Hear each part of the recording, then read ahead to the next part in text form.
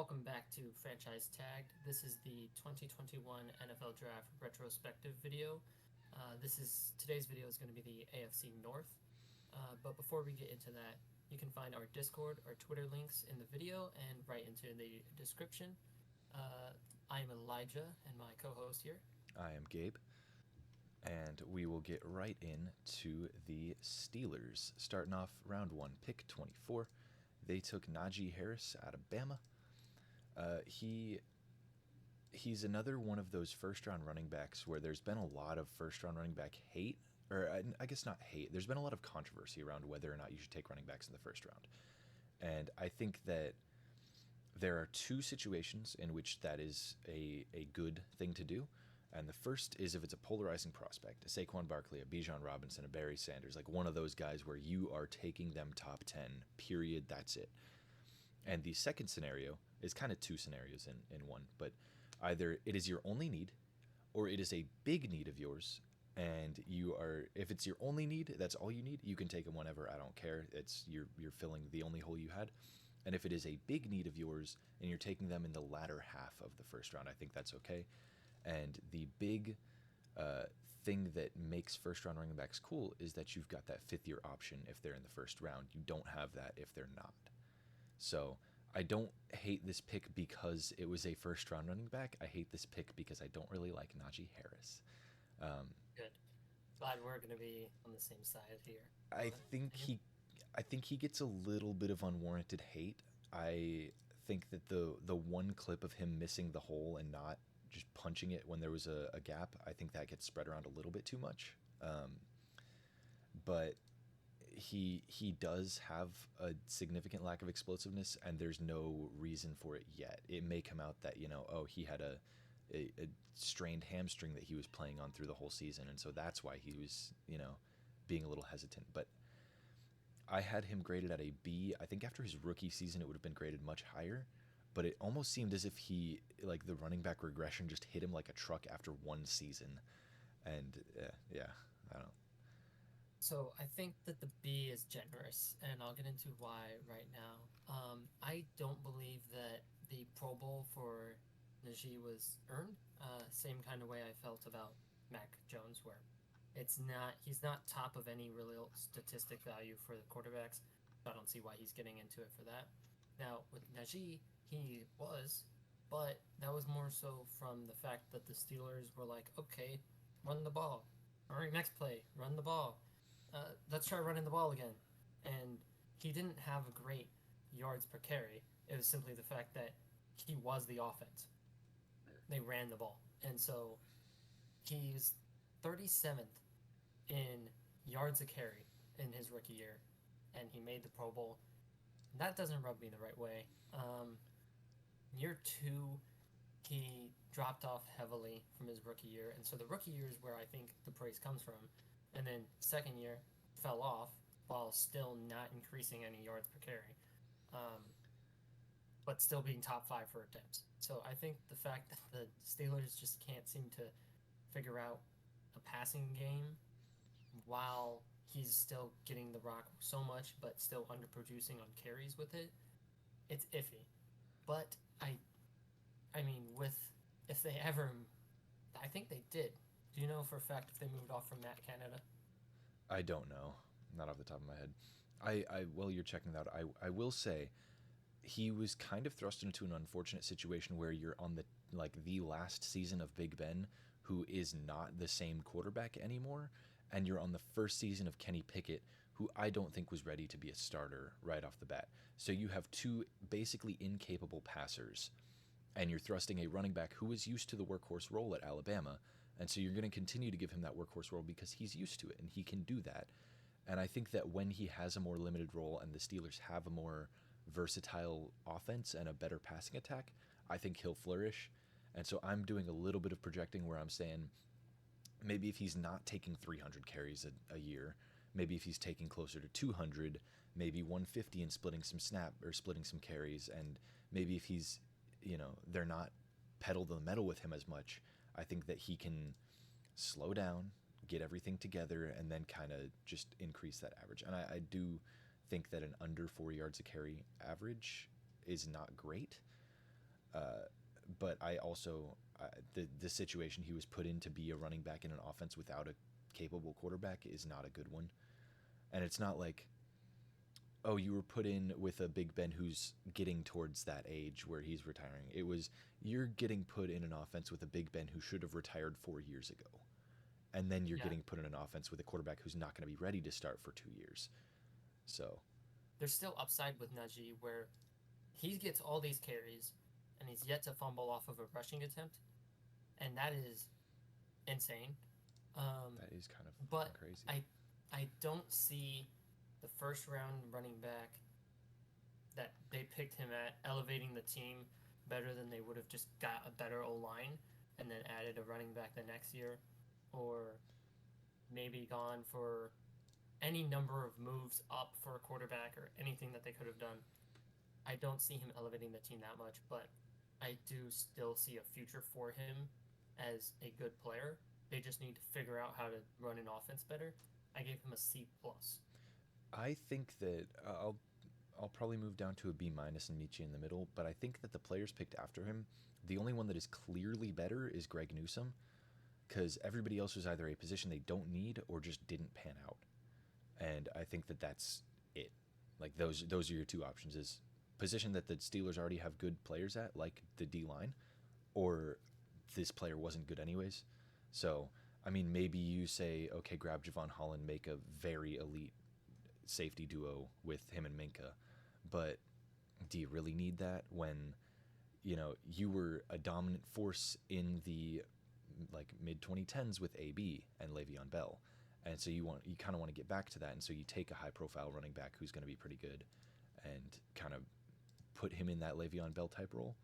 So I do think that he has underperformed. I see what they were doing. I see why they picked him, and we'll move on to a better pick, Pat Fryermuth, in round two, no, pick number 55.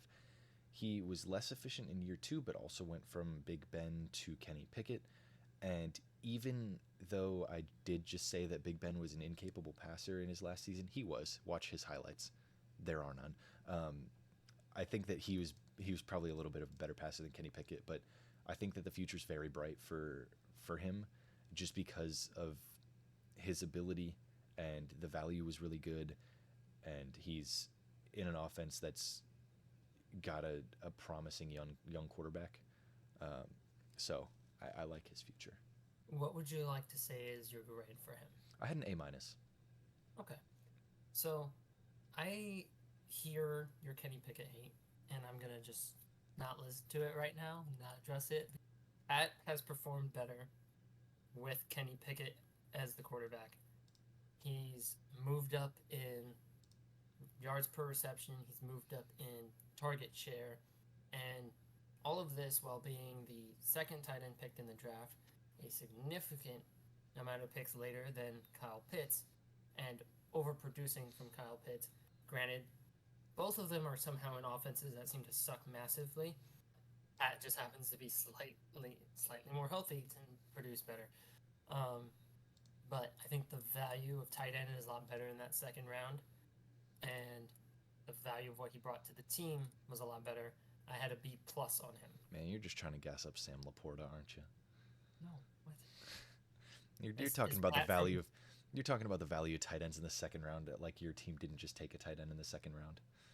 Well, I didn't think about that, Sure you but didn't. Anywho, I'll move down to a B plus. I think I was pretty generous with the A minus. I like him. I like his future, and he did move back in the touchdown department, but touchdowns kind of come and go. You Kyle Pitts fans know. We'll move on. We'll kind of run through a couple of these relatively quickly just to take down the overall time of this video. Round three, pick 87, Kendrick Green, offensive lineman. He was forced into a starting role his rookie year. It did not go well. He had 9 penalties and 2 sacks allowed as a center. And in year two, he is projected to be the third string left guard. I have a D minus on him. I had a flat D, but um, it's kind of the like forced when you're not ready for it, and then completely just wiped away for the second year. And projecting forward, he does look great. I'll match your D minus for that. Cool. We'll move on to round 4, pick 128, where we had another O lineman, Dan Moore. He has kept the starting left tackle job and is even projected to start over Broderick Jones this season, but that is about where it all ends. It is just a projection. I don't see it actually happening because he has not played well. He had 5 penalties as a rookie, 10 penalties this past season, 7 sacks allowed both years, and the only reason I don't have him at a flat D or D minus is because he is still the starter and he was taken in the 4th round, so I have him at a D plus. So that's a lot harsher than I gave him. I went B for him because, like, granted, all of his stats are, they're like, it's bad that the 7 sacks. It's bad that the penalties were so heavy in year 2. But out of the 4th round, they consistently have the starter, and I gave that a little bit more value than the fact that the whole O line has kind of been buns, the whole offense kind of been buns. So that's going to be coming. But you had a D on it. I will go to a C, drop him from the B. But he's in the 4th round. He's still starting for the team. Maybe even C minus because of the poor penalty numbers. Update: after the start of training camp, he is no longer the starting left tackle. Broderick Jones has already taken over that role. All right, what was your grade? D plus. And I'll match that. We'll move onward to further down in the 4th round, pick 140, Buddy Johnson, a linebacker. He was released during preseason 2022. He only had 6 defensive snaps, 59 special team snaps. He bounced around the 49ers and Texans practice squads and is currently a free agent. F. Yes. Then the candidate for the name of the draft, and there's a lot of them. Round 5, pick 156, Isaiah Loudermilk, at the end. As much as I would love to show nothing but love to the all-name team candidate, he just hasn't been good. He has 5 total starts, and even in the absence of TJ Watt last season when he got injured, he did worse than he did his rookie year. So for Loudermilk, there's not much to talk about. There's 1 sack, there's 3 deflections, a TFL, and 30 tackles. He's seen less than like 30% snaps both years, simply because his name is Isaiah with 2 H's and Loudermilk. Is it C. 2 H's? Oh my god, it's 2 H's. I gave him a C for the name rep. Okay. I'm going to do the DeMar Hamlin thing and say in a vacuum, stats only. No. What was your grade? D plus. Yeah. We'll go to the next pick, round 6, pick 216, Quincy Roche. I swear I recognized his name from the Giants, and I was like fully under the assumption that the Giants had drafted him. But entering his first season, he was placed on the practice squad, and the Giants signed him from the practice squad. So he has never taken a snap for the Steelers. He wasn't on the Steelers during the regular season at all. He was straight from draft to preseason to practice squad to Giants. He had never done anything. So, I saw Quincy Roche, and I was like, I know that name. Why am I about to grade him for the Steelers? And then looked at it, and I was like, oh, that's why. Yeah. But didn't take a snap. F for the Steelers. We're not going to grade it for what he did on the Giants. Yeah. Moving forward. Although he has been okay on the Giants. He has been okay. I will say that. Especially out of the 6th round for them. Out of the nothing for them. For free, they got him out of the 6th round. Mm-hmm. Further down in the 7th round, pick 245, we got Trey Norwood, a DB. He put up decent numbers in his rookie season. He had a pick, 4 passes defended. Fell off a bit in year 2, still put up solid tackle numbers, 23 total, and 2 for loss after 38 total, and 2 for loss in his rookie year. Impactful rotational DB. He plays about 30% of snaps, and all of that is leading to a low grade until you realize he was taken late in the 7th round. So I gave him a C plus. I went a little bit higher just to a B minus, but I'm thinking back, what DBs have I given Bs to because they were late round? Don't value him that much, so I'll go C plus on him. Really not much to add. The biggest value is the fact that he was picked like 15 picks before the end of the draft. That's definitely worth it. Further down in the seventh round, pick 254, we got Presley Harvin. In one of the earlier videos, I talked him up. I love Presley Harvin. He's amazing. Best punter in the league as far as I'm concerned. But as far as the stats are concerned, all right, he's a below average punter. He ranks 28th out of 34 players in yards per punt and punt percentage inside the 20, which are basically the two stats you look at.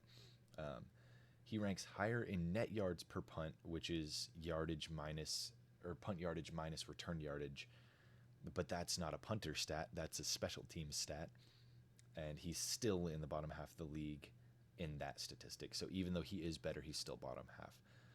I love Presley Harvin. I love the pick, but the stats don't back it up. It's the end of the draft, and you're getting a special teamer that's starting for you. So I gave him a C, but that's completely up to whatever you gave him. So, I kind of had the same stats brought up where he was 28th in certain things, but there was a fun little graph I found that I may give to you to put as a still. Basically, graph is advanced punt performance, kind of puts together all of the inside the 5, inside the 20. Here's the net average, here's this, here's that. All of those stats kind of in one graph, cumulative, and graded for the team. For the team, his rookie year, the Steelers were the second worst team on the entire graph. And guess who was the only punter for the team his rookie year Presley for that Harvin. graph? Yes. So, despite the C for his name and your love for him, I'm going to have to knock that down to a D flat. I won't make it a minus because you're giving me that face. Yeah, all right, I'm okay with a D. I had some tears coming on. I love Presley Harvin. I think he's amazing. I like watching him walk on the field at 6'1", 255. But yeah, as an actual punter, as far as skills go, and sorry, I misspoke. 6 foot 255. The little meatball out there. I love Presley Harvin so much. Man, it sucks. All right. So overall, as far as the Steelers go, they had a very, very bad draft. It is one of the worst ones we've looked at, except for Pat Fryermuth and maybe Najee. So the other really bad drafts we've looked at have had no good players, so at least they had some players that are going to be starters for them. But I ended up giving them a D+. I had them at a C because they got starting running back that takes a massive workload. They have a starting and good tight end. They have a starter at tackle who's no longer their starter. So I can take that little bump up for them out. And they have Presley Harvin in there who just nails down those punts like no other. So I had them at a C before the starting tackle news, knocked it down to the C minus, and now I will match you because there's really not much to look forward to here, other than the first 2 picks of the draft, and maybe Loudermilk. Maybe he's still on the team. After that wonderful draft of the Steelers, we'll go on to the Ravens. They're all right. In round 1, pick 27, they took Rashad Bateman. He is one of the guys that I did write quite a bit about in my notes. He has not panned out so far, but he was competing with Hollywood Brown for snaps in his first year and still couldn't win the wide receiver 2 position. And then his second year, he only played in 6 games due to foot injuries and surgery. He can turn it around, but this year feels like a definite make or break, especially because they just brought in OBJ and Zay Flowers, who seem to be shuffling Bateman out of that starting rotation. I feel like I graded them after the draft, but thinking back on it, I don't know that I thought about Zay Flowers at all. I think there's just been a lot of training camp news about Flowers, so it's kind of... He's on your mind. Yeah, now. I had him at a C. I could definitely go lower just because of OBJ and Zay Flowers being good. I had him at a D+, not even factoring in OBJ or Zay Flowers. Simply the production, the injuries, and the fact that he isn't going to be one or two. Um, it's a shame that we don't get to see more of him in the field, but late round in the first, it's not a great spot to have the production level that he did. So I went D plus for him. And then further in the first round, pick 31, they took Odafe Owe, D end, who can turn things around again. He's another guy who can switch it up, but he just hasn't put the right stats together in a way you like. He hasn't been starting as many games as you would hope out of a first rounder, and that number is only 6 in this past season, despite appearing in every game. And so that's not starting due to injury. That's just not starting due to talent around him or lack of talent in him. He has potential. He's gotten some sacks each year, but he just hasn't quite put it together. Yeah. On that note, he saw a drop off from rookie to second year, and I think that when you look at where else the Ravens selected, and you consider what value they could have gotten at this pick, at wide receiver, missed obviously, but they drafted a corner, they've drafted an O lineman. We'll be getting to. I think they could have gotten a lot more value looking for those positions as opposed to getting Odafe Owe here. But if you kind of get rid of the fact of like, here's the rest of the draft, here's who they could have gotten, because I don't want to go back to the Creed Humphrey well or anybody else's well too much. Like you love to bring up Creed. I just had him at a C minus, but a C flat is also on the board because it's a minor drop off and he could put it together. Yeah, I gave him a B minus because he has the sack numbers. He's got 8 total through his first 2 years, and that's in only 8 starts. So he's got basically a sack every time he starts, and he has been mostly available. So there's a lack of injuries. It's just not a lot of starting opportunities. And I'm about to pull up their depth chart right now and see who's rocking at D end for them. And he is So actually the starting weak side linebacker, so he should get some starts and some numbers this year. so the you use like the starts as a number while I consider more of their snaps. So like snap wise, he still plays around 60% for the Okay, team so throughout he's those 2 years. So when you're a D line, because of the fact that you're a DN and they're rotational, it's hard to get like the S next to your name. But he he doesn't have the starts, but he definitely still has the snap count where I didn't see it like a thing. But he is currently their starter. I'll move up, but I'm not feeling like moving it to the B's. yeah, I didn't check snap counts that much at all. What were you at on him? I I forgot. was at a C minus. C minus. I'll probably go to like a C. I think a Okay. C is pretty fair for him. Again, he's a guy who can turn it around if he just has some otherworldly production. Go for it, man. But right now, he's not there. Moving forward into round three, skipping the whole round two. Pick 94 is Ben Cleveland. He was an O lineman for them. He's played in 21 games. He started in 5 of them, and he's seen 459 snaps for the offense. Um, per PFF, he's seen one sack allowed. He's been penalized twice, but in year two, he only saw 16% of snaps throughout 9 games, and that's a massive drop off from the prior 43% he had as a rookie. With his third round selection, there's a little bit benefit of the doubt, but still not enough, I think, where he's gonna be getting into the C's. I had him at a D plus. Okay, interesting. I had him graded at a B because I did a bit of projecting as he hadn't started a huge number of games, but was pretty good in his snaps that he actually got last season. And he goes into this next season as the projected starter, so he'll have more reps. And if he has a good season, it'll be a good pick. Good pick. If not, it won't. So I think we're at another pick where we can't exactly do a full grade of it yet. I do think B was very generous, and I will definitely move down from that.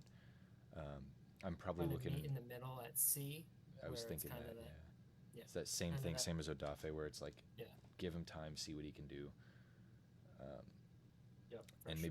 maybe he comes out and does well. Maybe he sucks, and we won't know until we see it. Yeah, Uh, C is kind of that like neutral zone where you need to see something to really dive into either B or D kind of territory. yeah. Uh, Further on in the third round at 104, we got Brandon Stevens, a cornerback who has appeared in all but 2 games over his first 2 seasons. He did lose snaps in year 2 after the Ravens drafted Kyle Hamilton in the first round, and he switched from safety to corner, and then that was congested, and then he moved back to safety to back up Marcus Williams. And the Ravens DB room is a very contested one. There's a lot of talent in that room, and I think it's too contested for him to make an impact until movement happens. But when he was on the field, he put up some solid stats in his limited playing time in his first 2 seasons. Yeah.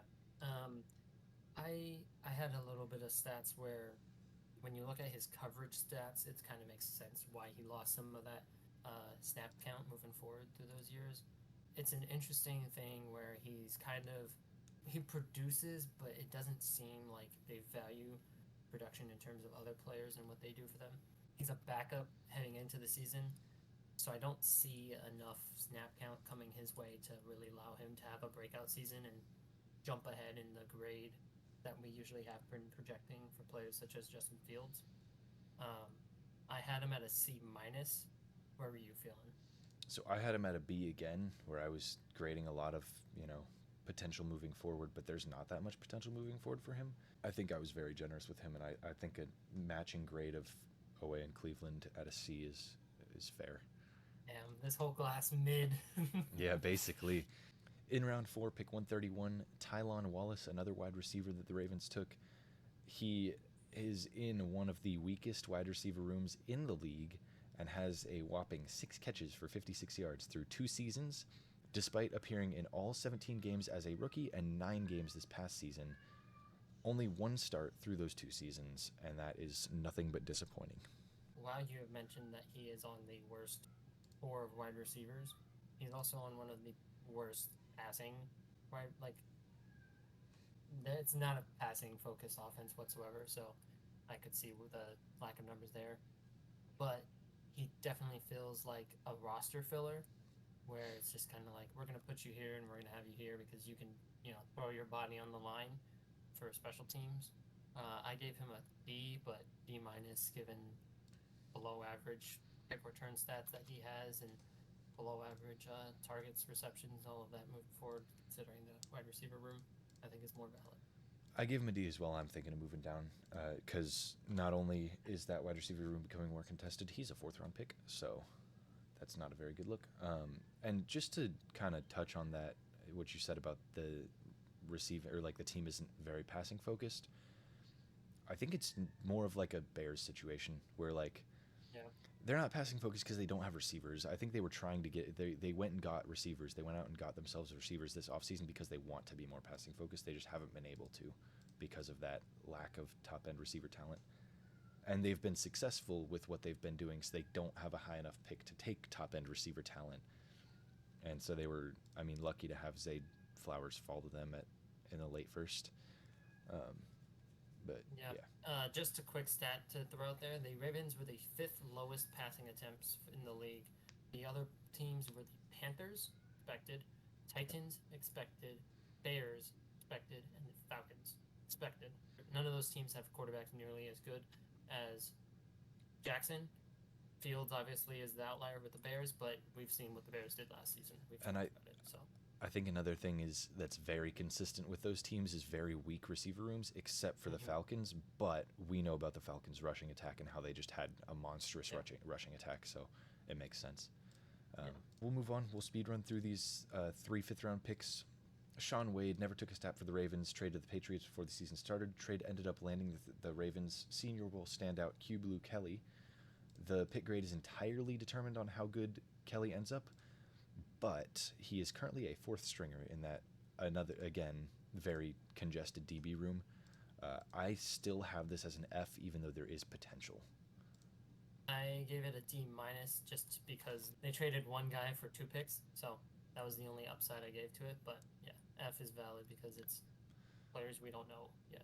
No, I'll honor the D minus. There is potential there still, and Q Blue Kelly is a name that I recognize, so he could be okay. But since it's a name I recognize, probably not going to be that good. Next up, pick 171. We got Dalen Hayes. 1 appearance, no stats, currently a free agent. That's an F. And then further on in the fifth round, again, 184, we got Ben Mason, another fullback on the Ravens. They are one of very few teams with a legitimate fullback rostered, and they drafted a second one. Mm-hmm. It's an F as far as I'm concerned. It's interesting because he's drafted in the fifth round to the Ravens when they already have a good fullback, and he goes ahead, he bounces around a bunch of practice squads, and then he's like, all right, I'll just settle back down with the Ravens again. So F, but certainly an interesting pick for Yeah, them. F, but very interesting. All right.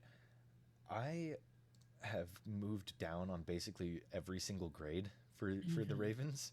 Uh, we've got I had a C plus after I graded them, but now looking at our full stats, I'm thinking like a D is more reasonable. Yep. Maybe a D plus because they had some regular C's and not C minuses in the first and third rounds. But I mean, they did not draft well at all. I had them at a D flat as well. Um, Granted, I did have some movement of my grades, but I think the fact that no one has really managed to stand out is kind of a knock because they had two first round picks and they didn't turn either of those into like a bona fide guy. Um, they've just kind of had a whole bunch of C's and then late round misses, but you can't give them a good grade for the C's or late round misses. I'm not going to just give them a C because of that. So I went D, but D plus I think is more valid. Late round, they were all fifths. That was the Yeah, latest pick was in the fifth round. I am gonna probably push for just a flat D because they did not draft well.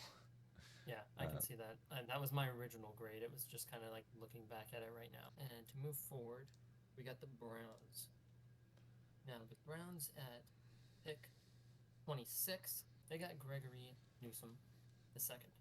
Dropped out that legal name for him.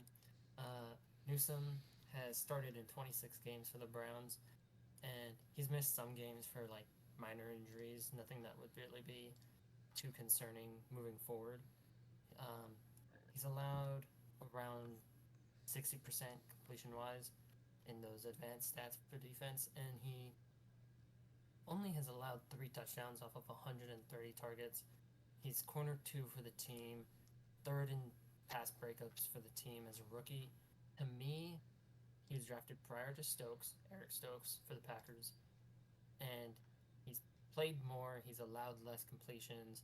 He's allowed less TDs, and he's not as good at the pass breakup side of the ball there.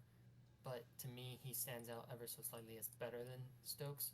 And so when I was comparing them for their draft selection spot and their production, I just wanted to give him that little knock above Stokes, and I went B minus. Okay, I went with a B plus. I He has not intercepted a pass yet, but he's a solid coverage corner. He's defended 15 passes through 2 seasons and has maintained his status as a starter on the loaded Browns defense, and refrained their need from drafting new DBs. So I think he's pretty good. I do like him, but I could see maybe moving down to just a flat B. You also got to remember this is the tail end of the first round in a Mm-hmm. draft where the second half of the first round was not the greatest. So I think this was a Yeah, very good pickup for the Browns. I think we'll just meet in the middle and go flat B there. But yeah, I looked at him and Stokes, and I was like, with these grades, I think that this is a fair assessment of each player. On to the And if second round at pick 52, my guy Jeremiah Wusu Koromoa. He was so I remember vividly this draft where he was hyped up to be picked very early. It was him and Micah at 1A, 1B, and very clearly Micah's better than him. I'm not saying that he's in the same realm, but he slipped very far because of a minor heart issue that was found during the process or during the draft process. He has been kept off the field with injuries, but that is not what those injuries have been surrounding. So it seems as though that heart issue is minor and not a huge issue. He has not appeared in every single game. However, he's really solid when on the field. He's very fast, very big, very talented, and a big part of the Browns defense moving forward. Yeah, just to do some stats out of that, he's not really a pass rusher like Micah is. Um, he's more so just like tackles, shoot the gap kind of guy. Uh, he's seen improvement in some places and, a recession in some places from stat wise, going from rookie year to his second year. But he does play well, and he's on a team with like Miles Garrett, so they have a strong defense, and he's still there, and they're doing good. And while I don't think that he's not as good as Micah, he's not as good as Nick Bolton or Pete Werner. Um, I'd put him in I that tier, think actually. interesting. So I think that with them being drafted after him, and I didn't see him as good as them, it was a little knock to be made on him. But I did put him at a B, just because I didn't think he was full grade worse than either of them. It was just kind of like something I wanted to make a note of, that those players are still on the board. And I if I had guess to pick between Pete or Nick or Jeremiah, I wouldn't see myself going Jeremiah. I guess yeah. I think that Nick and Pete's emergence as being really good is also due to necessity, where those defenses didn't have a bona fide linebacker, especially like an off ball linebacker. And so them kind of sitting in there and just becoming that go to off ball where they're just getting all the stats, all the tackles. Because basically every team always has a linebacker that gets all the stats. He'll like lead the team in tackles and nobody will be close. And I don't know if I don't actually don't think Jeremiah is that because he's only got 70 or he hasn't. No, he was second as a rookie, and in year two, he was fourth on the team for tackles. Yeah. So I think he is probably a tier beneath Nick Bolton and Pete Werner, but also that defense is stacked, so it doesn't surprise me that he's not going to be stuffing the stat sheet off the bat. I also had him at a B. I'll stay there. Into the third round, pick 91, we got Anthony Schwartz, a wide receiver. He's kind of just an afterthought on this Browns team. He has yet to get any meaningful traction, even in a somewhat weaker wide receiver room. And he has fallen further down on the depth chart after Cedric Tillman was taken, and he's ahead of what's his name? He's ahead of Schwartz without even taking a snap in the NFL. Yeah. They're tentatively he's wide receiver 8 this this preseason. Um, he's not going to be seeing the field very much, even more so. He's not going to be seeing the field very much. And when you look at wide receivers drafted in this draft around this spot, yeah, there's not really that good of a talent surrounding that, but it's also just there's not much to see here in terms of this player.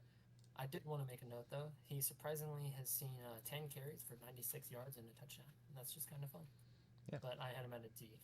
Jet Sweet Monster. I also had him at a D. Round 4, pick 110, James Hudson, offensive lineman. By no means great. He's currently a backup to Jack Conklin. He does get a couple snaps here and there, but he hasn't shown many flashes when taking those snaps, which, I mean, for an O-lineman is hard to do, but he still has not done it. I don't know why I had him at a C, but I did.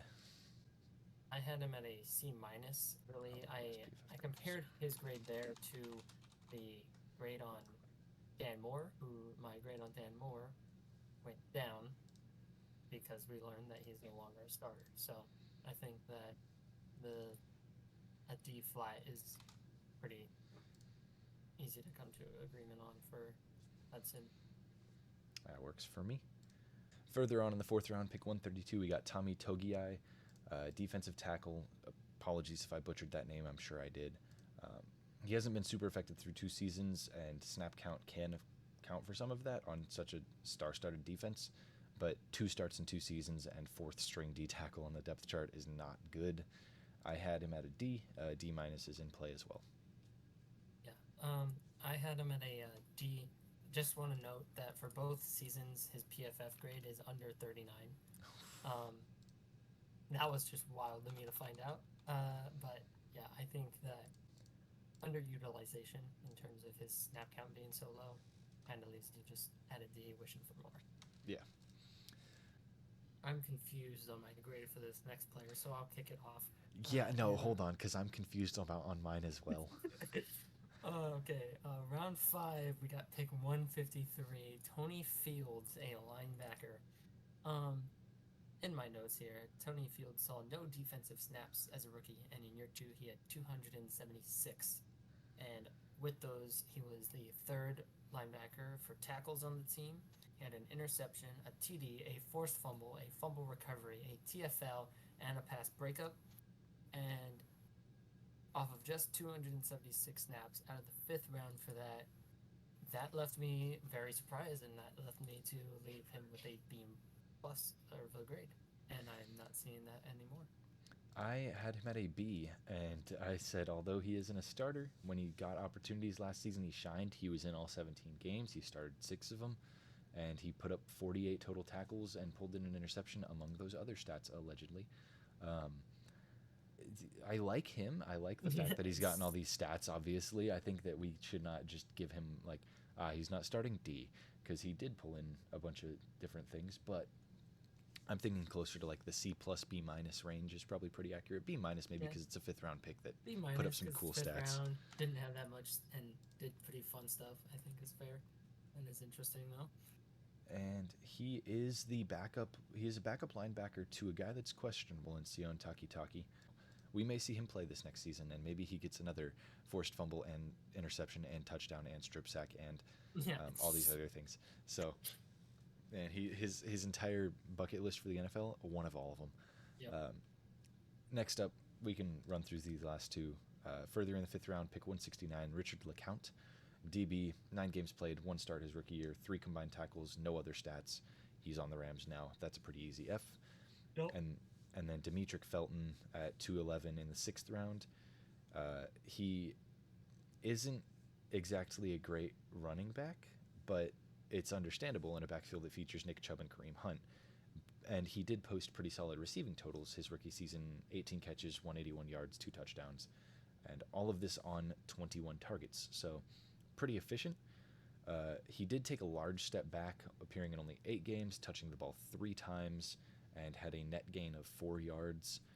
I gave him a D plus because he's a late sixth rounder who was fun to watch for a couple games or a couple catches, and then just fell off a cliff. I also have him at a D plus. Alrighty. Overall, for the Browns, they did all right. They had the first 2 picks were pretty solid. The next 3 picks were pretty not. And then they had Tony Fields, who's all right. Come in with his bucket list, yeah. And then everybody else just kind of mid. I initially had them at a B minus. I'm thinking more C C plus. I did move. I moved down on some grade. I moved down on some grades, so that is why. I had a flat C for them, and I think that that's pretty fitting. Um, they walked away with a lot of D's, but the few players they did have that were good were B. So I think C flat is a good little average of that, especially considering the D's were not late in the draft, third round, fourth round, kind of. They at least avoided the second round bust bug, but yeah, nothing crazy. So C on the Browns, and we'll move on to the last team in this division, the Cincinnati Bengals. Very long draft, starting off very early, round 1, pick 5, Jamar Chase. This is akin to Jalen Waddle, where he's just transformed the offense. He was drafted very highly, and in our Discord server, we have a channel that is for us to post stats, screenshots of tweets, just little NFL news stuff that we might think about talking about. And we initially had tried to start up this podcast this season going into his rookie season, I believe. And he had a story come out that he was not showing the separation you would hope. Another entering story training saying camp. he was dropping the NFL footballs, couldn't adjust from the college-sized footballs. That was a that was a very wild time. That if that doesn't tell you to not really listen to training camp news, I don't know what will. But yeah, he's probably the easiest A plus we could give aside from Micah, where he's just 2 Pro Bowls in 2 seasons. He's 1 offensive rookie of the year, and he's been a force to be reckoned with on that stellar offense with Joe Burrow. With him, it's definitely like we gave that little minor bump to Waddle to put him above Devonta, and same goes here because all of those wide receivers are kind of the same tier, but you just gotta Smith just isn't quite as explosive to the team as Jamar is. And when you consider that Jamar hasn't had a wide receiver one traded for to take his spot and then produce on a wide receiver two spot, he's the main guy. Everyone's trying to stop Jamar Chase, and they can't seem to figure out how to. That's an easy A plus. Then we move on to round 2, pick 46, Jackson Carman, an offensive lineman. He's not the superstar offensive lineman that the Bengals had hoped for with their injured Joe Burrow, but he has stepped in when needed due to injury, and he's performed all right. I could go back and say he's not Creed Humphrey, but I don't know how well Creed Humphrey would have plug and played on an offensive line where he needed to be subbed in at tackle and guard and center and the other side tackle and just everywhere across it. So I'll kind of hold off there. Not all pro, but solid plug and play guy. Yeah.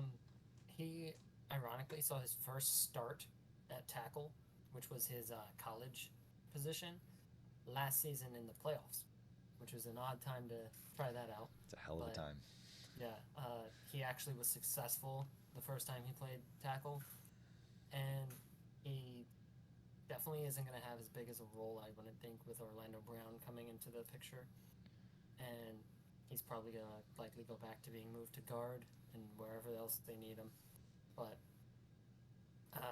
he's yet to allow a sack. He gets penalized, but that's going to happen when you're playing guard and you're usually a tackle.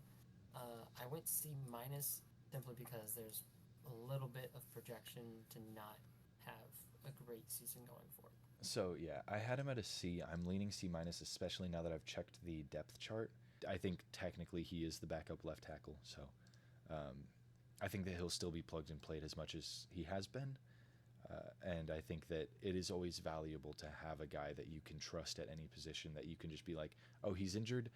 That's okay. We have this guy. So I think it's not like he's going to be an instant impact starter all the time. And in a perfect world where nobody got injured, he wouldn't be used at all. But it's a nice safety net to have. So I'll agree with a C minus. Yeah, moving forward into round 3, pick 69, we have Joseph Asai. He is probably most known for a certain play at the end of a certain championship game in the playoffs last season. But ignoring that, he injured his meniscus rookie year and missed the entire season. He would only see 334 snaps in year 2, but that was throughout all 16 games, so it wasn't like he saw a lot of snaps one game and the start of the season and then fell off because of injury or anything. He would get 3.5 sacks, 13 pressures. He's not super productive, and although he's drafted in the 3rd round, I do kind of still feel benefit of the doubt coming for him. And he's currently 2nd on the depth chart for right defensive end. I had it at a C minus. I had him at a D. He's hard to grade because of that missed rookie season. And then he also plays a strange, like, Joe Tryon-Shoyinka hybrid kind of edge linebacker position where he's dropping out in coverage sometimes but also blitzing sometimes. And so he doesn't have the, like, pure edge rusher high sack numbers, and he doesn't have the pure linebacker high tackle numbers. So he's got a really bad look on the stat sheet. And so I don't like it because of that. But also, if we are grading the pick and everything, we have to take into account the fact that he sent the Chiefs to the Super Bowl. So as much as you want to look at it in a vacuum and look at the stats and look at how he's played, that is part of how he's played. And that play, like, obviously everything else could have gone differently as well. It's not like that's the only thing. Like, if that didn't happen, perfect season. No, they've had other hiccups and everything, and they could have played better on offense and won the game, and they could have done this and won the game. But when that is the final straw that kicks them out of the Super Bowl race, it's a terrible look for him. We're still grading him as a rookie, and with what we've seen, we haven't seen good plays like we've saw with J.C. Horn, where we were effectively grading one season. We saw bad. So I'll move into the D's with you. And were you thinking D flat? I think I'll move up to D plus just because he is in that hard to grade position of like that hybrid edge linebacker, where his impact is not fully seen in the stat sheet, and I can recognize that without having to watch game film to know that. Moving forward into round four, pick 111, Cameron Sample, a DN for the team.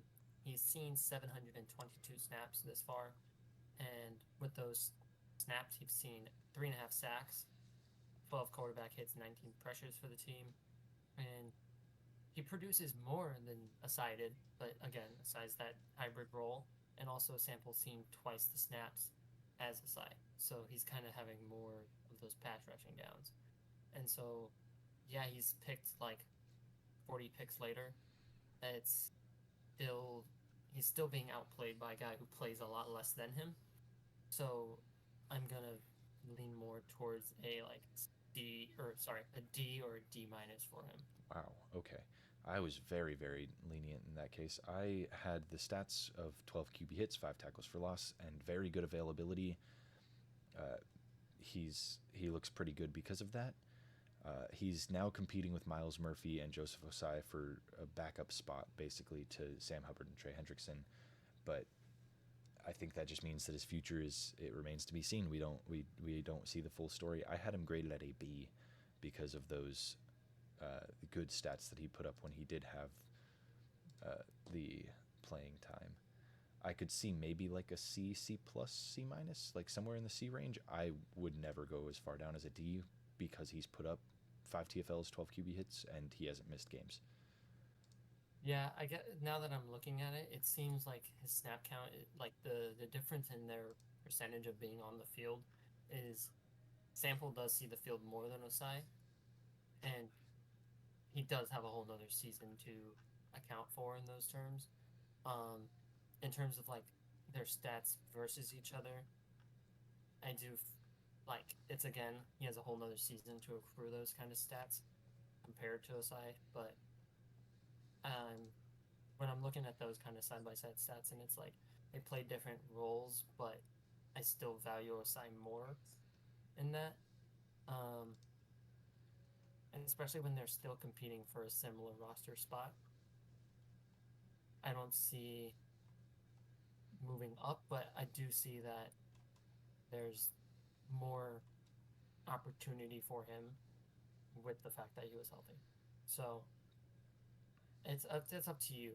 I'm feeling good on my D, but I'll match you in the middle. I'll match you where you are. Up to you. Uh, it's just like most of these grades were like, we're half a letter grade off of each other, cool. And this one, it's like, This is a no, we're big jump. 2 full letter grades off. Like we do not agree on this one. I think we just kind of meet in the middle, give it a C, maybe a C minus, just because of the depth chart position, especially with Tyree Wilson entering there.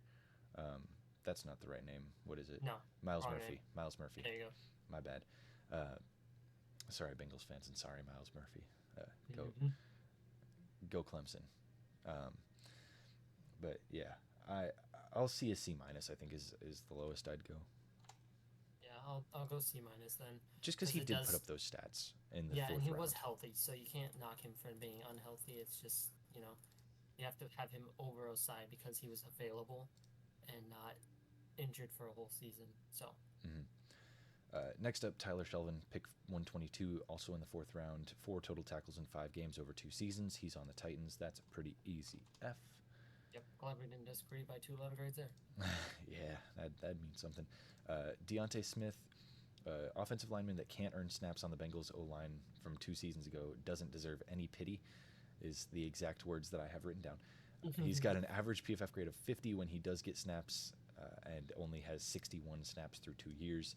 I gave him the complimentary D because he's still on the team. Yeah, I went D minus, being a little more harsh than you. Works for me. But yeah, Then we've got a real fun guy. Round 5, pick 149. We got Evan McPherson, the kicker. I'm conflicted. Kickers are weird because it feels like you can get a serviceable kicker anywhere in the draft and free agency.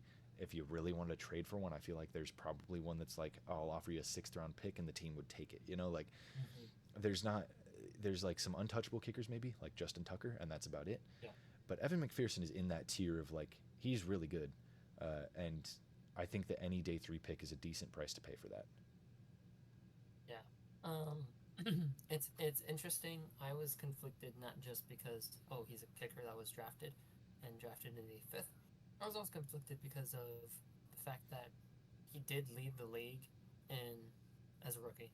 He did lead the league in field goals made from 50 plus yards. But when you look at his overall kicking percentage, he was the 20th ranked in the league.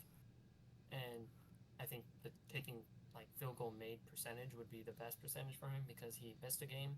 And also, you know, some teams are going to kick a lot more field goals, some teams are going to kick a lot less. And some of those field goals are going to be in big moments from 50 plus, and some of them are going to be from, easy little chip shots. So it's hard to grade for several reasons: position, draft position, stats, and ranking out of the league. But they have a kicker. They're not going to have to worry about kicks for the most part whenever the game's on the line. And so for McPherson, I gave him a B, still kind of being like uneasy about. He's picked in the fifth, but he's still good. So you can't really be like, oh, he's picked too early, kind of thing. I don't think that Bengals team had enough holes that could have been filled in the fifth, whereas kicker was a hole that they had that could definitely be filled in the fifth. And it's not like they drafted a guy that they could have, gotten an equivalent player in free agency without having to spend a pick on him, or an equivalent player in the sixth or seventh round. I think they picked him where they needed to, and I had an A on him because he is a very good kicker, and I think he can, like, you could make an argument for him being top two in the league, and obviously number one's going to be Tucker until he retires, but I think he's second in the league in, like, just as a kicker. I didn't fully take into account that he had missed 5 field goals this past season and 5 the year before as well, but the fact that he's made 14 of 16 from 50 plus in his career is really, really good. That's absurd. Yeah, Um, he's like money from long range, but kicking overall percentage wise, he's not that good. And so it's like, okay, he'll make the good ones, he'll make the game winners, he'll make what you need, but it doesn't feel like he's consistent enough out of the league's perspective of field goal percentage. So I still am leaning out of the A's, especially with the fact that it's interesting value because would he still be there in the sixth round? There's a good chance, especially for a kicker. yeah, there's always that chance, but there's also the fact that you never know. And I'm going to go back to the whole they needed a kicker, and who else are they going to take? Like, I'm I think Yeah, I'm I at a B plus suppose. right now, but who else are they going to take that's going to make an impact on the team in the way that Evan McPherson has made an impact on that team? Yeah, I suppose there. I'll go But B yeah, plus though. I'll we'll come go down. B plus just because of the A factor. I think you need to be more productive from all the other field goal ranges, not just the 50 pluses. Um, Next up in the sixth round pick 190, they took Trey Hill, offensive lineman. I believe they took the wrong Trey. Um, my point about O line from earlier still stands, that weak O line and you can't make an impact on it, but it's more acceptable in the sixth round to just pick up a depth piece. They did get a few starts out of him as a rookie when Trey Hopkins was inactive, so there's that little bump for him. But I've got him at a D plus. Yep, I had him sitting at a C minus D plus range, kind of inconclusive for the the amount of time he's seen the field, but backup player out of the sixth round. Um, I felt more value going from C, but if we want to drop it to G plus, we can. We could do C minus. It makes no difference to me. Basically same All grade. Next up, we got Next up, Captain America. yeah, Captain America in the sixth round. I don't think he has the super serum in him yet. I think he's still just twig Captain America because he's only seen 113 snaps, and I feel like Captain America would be a true star-studded, star-spangled starter for the NFL. He'd probably be Um, on the Patriots as well, if I had to yeah, guess. probably a Patriot. Yeah, so Chris Evans has slightly above average return stats. He's not really seeing the field. He's behind Joe Mixon, and he was behind Samaje P. Ryan. And there's not much expected out of him, but he does rush and get 4.5 yards a carry. And he produces a decent amount, and I gave him a C just because that sixth round value at running back. I also had him at a C. I just want to bring up that he is currently fourth string on the depth chart behind Joe Mixon, Chase Brown, and Travion Williams. So I think maybe leaning C minus is going to be more accurate after that. But um, Yeah, I think I'd entering say this year, yes. Looking towards the future, no. For yeah, I for a think C. C is good flat for now because running backs in the preseason are kind of they go everywhere. Yeah. You can be fourth, you can be cut, you can be second, and it's really just going to be evaluated throughout the preseason and all that. True. True. Rounding off this class for the Bengals in the seventh round, pick 235, they drafted Wyatt Hubert. He's retired. F. Yeah. Wow. I had that he was a free agent, not that he was retired. That rounds out this draft class, and so overall, they hit on Jamar Chase and Evan McPherson, and that is it. Everybody else was Yes. basically a whiff. It sucks to give a team that drafted such a great player such a bad grade, but after moving down on some grades for them, I'm leaning towards maybe like a D plus. Okay. Again, you got Jamar Chase and you got Evan McPherson and you got a whole bunch of O linemen that are like bouncing in and out of depth charts. I had them at a C, but a lot of my grades went down. I could say C minus, D plus. So I had them at a C minus originally, and then I moved Cameron Sample down from a B to a C minus. Mm. So I'm thinking D plus is the high end of where I'd go, just because of that alone. Overall, this division sucked. You Rough had to get through. highlights. You for sure had highlights individual players, but not of teams. We started Yes. off with the Steelers, who got a D plus. They took Najee and Pat Fryermuth, and then fell off a cliff. Then we went on to the Ravens, who took nobody of note yet. They Yep. basically all of their players still have potential to be good. They just aren't, and so we gave them a D. And then the Browns started off again, two decent picks: Greg Newsome, Jeremiah Wusu-Koramoah, and then they had Tony Fields down the board, who was all right as well. Yeah, Um, he's just kind of more of a fun piece. It's not so much like he's a B and he's graded similarly to the top guys because yeah, he's as big and impactful as them. It's just like the a value in good the fifth value, good round pick, and and it's kind of fun. the stats he put up. Yeah, so we had the Browns at a C, and then the Bengals at a D plus, despite having the A plus grade of Jamar Chase. That was almost a gimme. I don't want to give him too much credit for drafting Jamar Chase because it's like, oh, am I going to take the wide receiver Me. that tore up college football with the quarterback that I just drafted last year? Or am I going to take some other random receiver who was pretty So good in college, but not this quarterback's teammate? it's a very interesting fact that the Bengals drafted Jamar Chase and still are tied for worst grade in this division. Yeah. But The best grade, unfortunately, is a C from the Browns, and the worst one is the D from the Ravens. So mhm. they at least were a little better than the Ravens. But yeah, overall, not a great division to grade. This was fun. Um, if y'all enjoyed, drop a like, subscribe, wait for the next episode to come out, and tell us what you disagree with, how poorly we graded your favorite teams, especially you Steelers fans, ripping at me in the comments at Pickensburg. Um, and follow us on Twitter. I am FTP Anderson. That is right down below there. Name below me and link in the description. Main Twitter is going to be at tagged franchise. And then, yeah, let us know what you agree with, what you disagree with. Give us, like we said in the last episode, please give us your all name teams. Um, follow or join the Discord. I may actually make a channel for the all name teams if people start to join it, and we'll make a consensus there. But yeah, thank y'all for watching. Peace.